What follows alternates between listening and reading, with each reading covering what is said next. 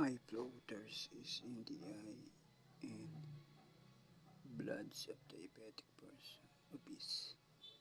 With,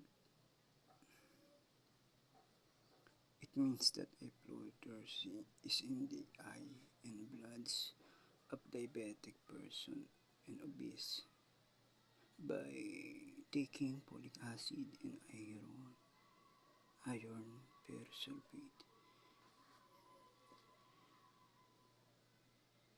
The eye floaters ay gagaling. Nangyayari ang eye floaters kapag may deficiency ng folic acid and iron. Solution, ampalaya or malunggay. Eat plenty, consume plenty of yam, ginger, sunny orange, onion, garlic, and star margarine, potato, and tomatoes.